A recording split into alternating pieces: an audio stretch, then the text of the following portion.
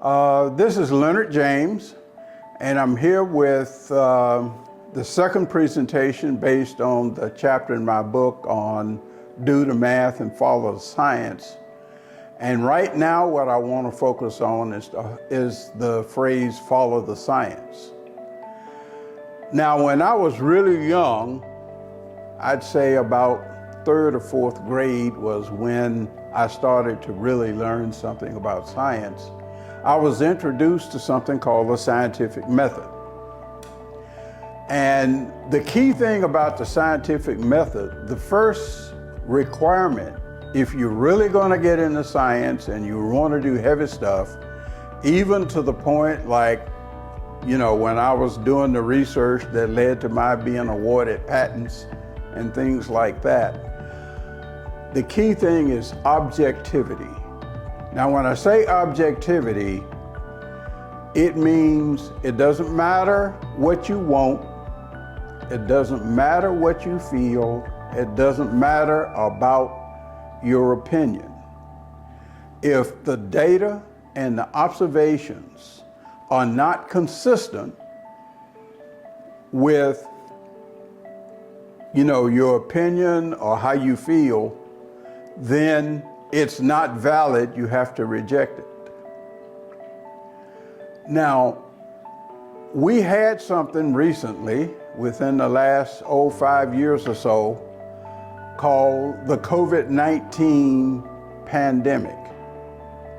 And there was, the big deal on that. A lot of the government people who weren't exactly telling us the truth were telling us we needed to follow the science.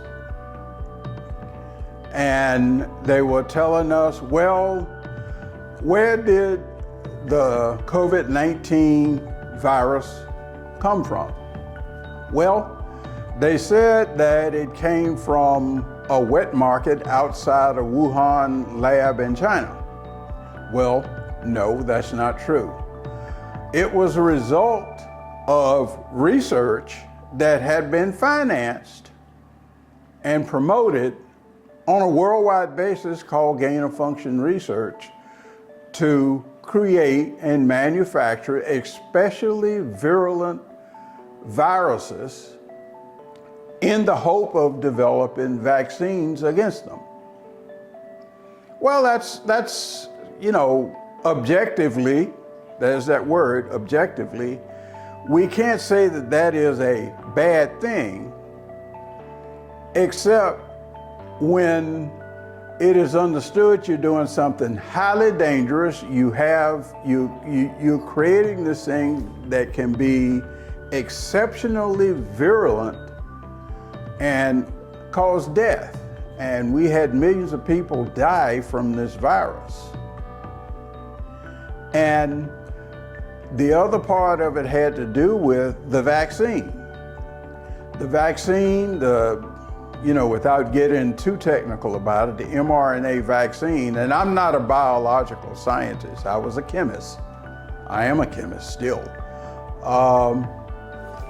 But it was developed for one thing, and even the gentleman, and his name escapes me right now, who developed it, did not think that it was appropriate to use it for COVID. And as it turned out,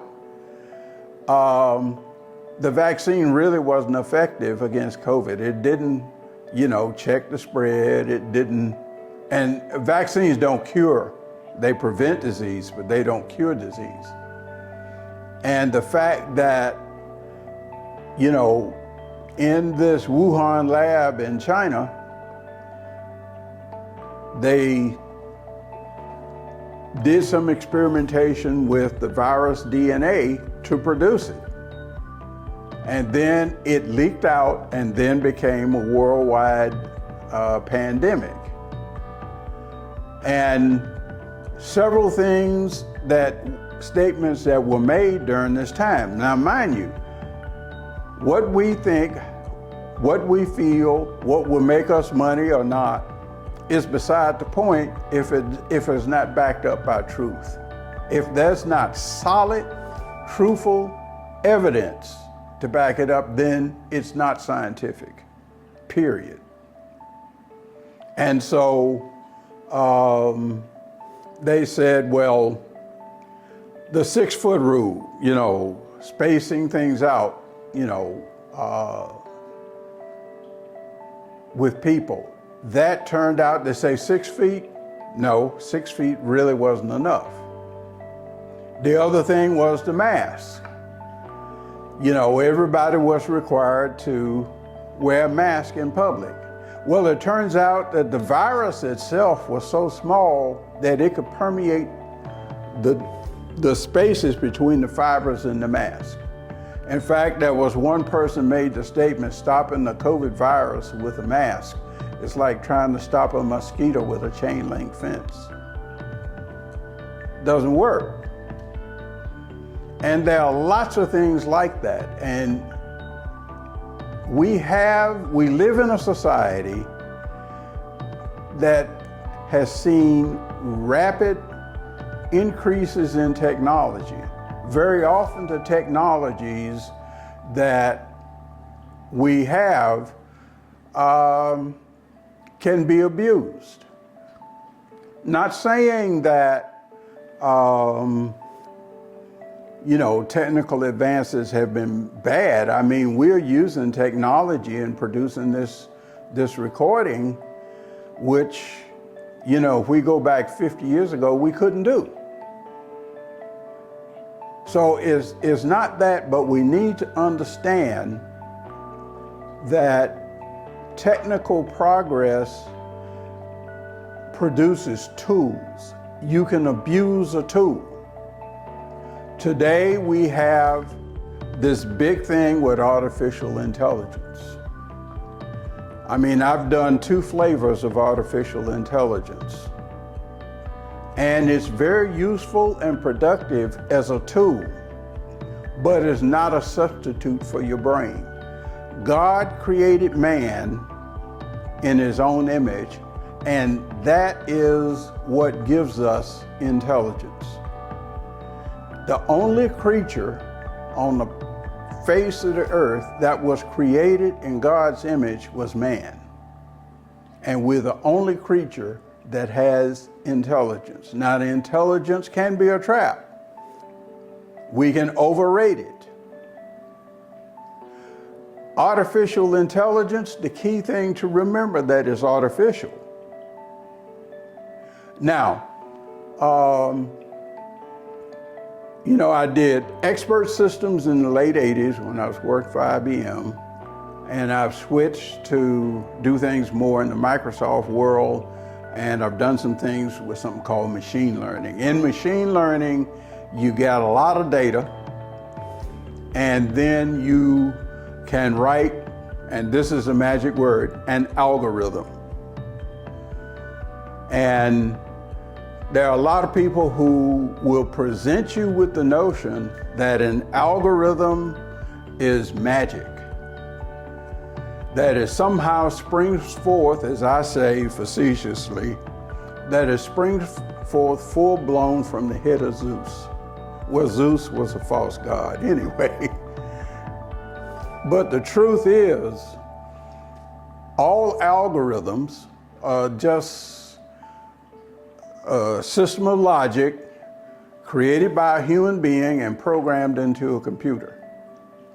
And so here's the thing about artificial intelligence, particularly the kind that is being promoted today. It depends on 2 basic things. One is the algorithm, the set of steps and logic that you use and put into the computer code to process, and the other component is data.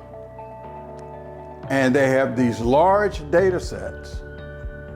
Now, the problem is these large data sets contain data that might not be valid, so you have to filter the data that you feed into your algorithm, or as we used to say in the early days of my programming experience, garbage in, garbage out. And so artificial intelligence is a tool. is just like a hammer. A hammer is used, to drive nails. That is the intended use of this tool. But it's not intended to use it as a weapon to split somebody's head open. Same thing with AI. It is to be used to assist people in their reasoning. It will enable you to reason more efficiently, but it is not a substitute for human reason, informed human reasoning. And that's something that we need to really be careful about, because it can be abused. But once again, the thing we need to understand that in terms of the scientific method, the key thing is objectivity. Are you observing things? And are those things backed up by truth? Another area that we hear a lot about these days, and is causing a lot of consternation, is the thing about climate change. Now, does the climate change? Yes, it does. In the 60 plus years that I've been involved in science and taken measurements in laboratories, chemical plants, oil fields, and in nature, I've never taken a single measurement of anything that's out there that, just ran readily in a straight line. So does climate change? Yes, it does. Now, does the activities of man affect climate change? Yes, it does. It can. Pollution is a real thing. But over the last 50 or 60 years, scientific efforts to reduce and manage pollution from human activity has gotten a lot better, and I have personally worked in several projects that have been involved in making the situation better. But to say, for example, that to take and stop production, say, of fossil fuels and not burn gasoline in your car or gas on your stove, otherwise you're going to cause bad things to happen with the climate, and that's not true. The basic thing is there's another thing that's hidden in that. There are people who are pushing things like wind and solar. Now, can we get energy from wind? Wind energy? Yes, you can get it. Can you get things from solar? Yes, you can. Are they reliable? But that's not the only thing. If you have your clothing, particularly if you're using synthetic fibers, polyester, nylon, I have patents in both. The ultimate source of the material going into polyester, nylon, even the rubber in tires is oil. If you no longer produce oil, where are you going to get the materials that we're all at this point very dependent on? And that's science. The abuse in the name of science is really, really insidious, because people who are pushing these scenarios, either they're not informed or they have malicious intent. Now, this is something to think about. Albert Einstein had an equation, equals mc squared. When I was in college, I had to derive that equation. And it's not the most complex derivation I ever did, but it involves something, it changes your perception of time. There was another physicist in Germany named Max Planck at the same time. Now, neither Max Planck nor Einstein were atheists. Can't make a case for Einstein's Christianity, but Max Planck was a dedicated Christian. The E equals MC squared, and they were contemporaries, by the way, derived by Einstein, which basically says you can take mass and convert it into energy.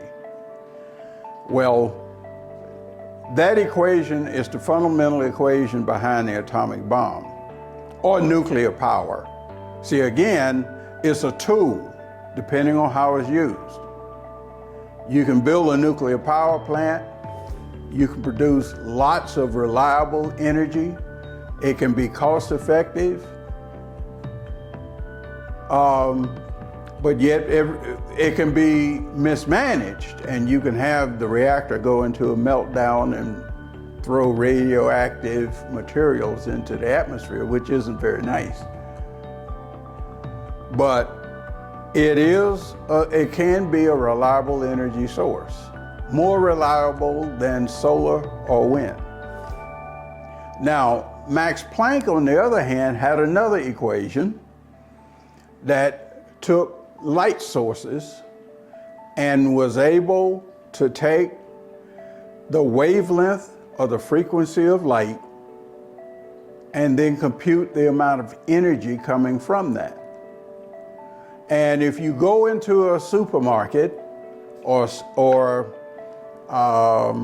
any building that has the automatic doors that you walk up to the door and the door opens automatically as you approach, that's based on Planck's equation. Now, Planck was a dedicated Christian, and he happened to win a Nobel Prize. He was in Germany, and just as an aside, he was in Germany during the time of Adolf Hitler. He did not support Adolf Hitler because he was a Christian. And as a matter of fact, his son also did not support Hitler, and in 1945, before Hitler fell, Hitler killed his son. Just an aside. The basic thing, there are other scientists, Sir Isaac Newton, there's a famous mathematician named Blaise Pascal. The Pascal programming language was named after him. He was a Christian. The truth is that if you follow the science,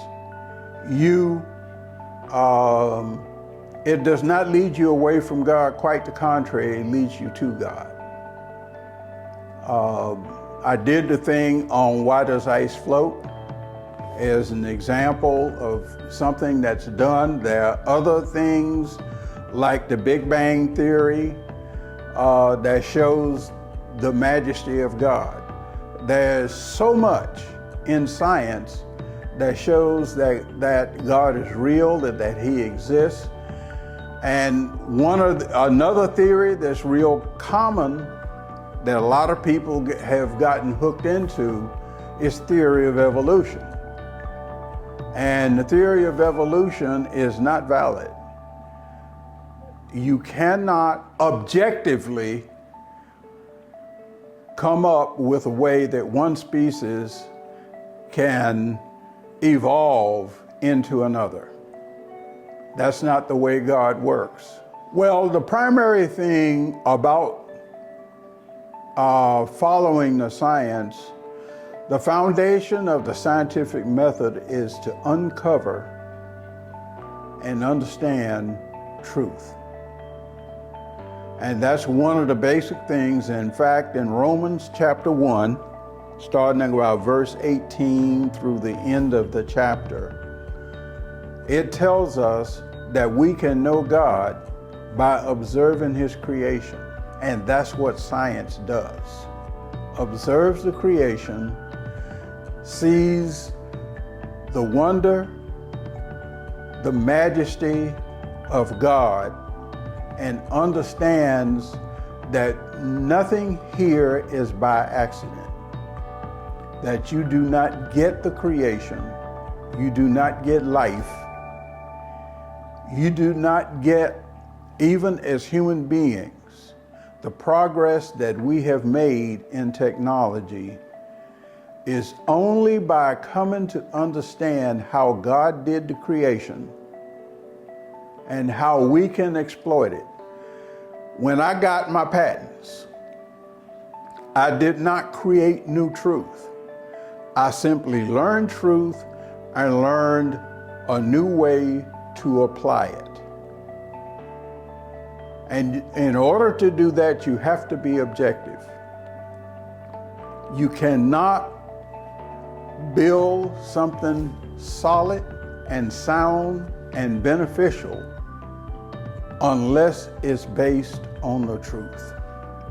When we say follow the science, we should not be going back to the thing about the mask for COVID. We cannot tell people to wear the mask and it'll protect you from COVID. That's not true. And we cannot say there were effective treatments for COVID. My wife had COVID twice. She did not take the vaccine, and she's still here with me, but there are treatments and therapies that, frankly, those in authority were actually preaching against. Hydroxychloroquine, ivermectin, quercetin are just three. What they don't tell you is that those things alone are not sufficient.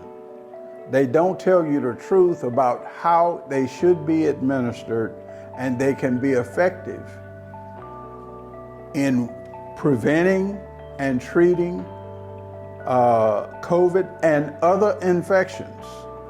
They do wonders for your immune system. And this is the thing that that we need to come to understand. And in fact, when I had COVID, my doctor prescribed nothing because I was already on those, and I'm still here over a year later, and I'm still on that regime to enhance my immune system. So science, if you understand the truth, it can truly make you free. And that really backs up and supports what Jesus Christ said, that he would bring us the truth. He said he's the way, the truth, and the light. And that truth will indeed make us free.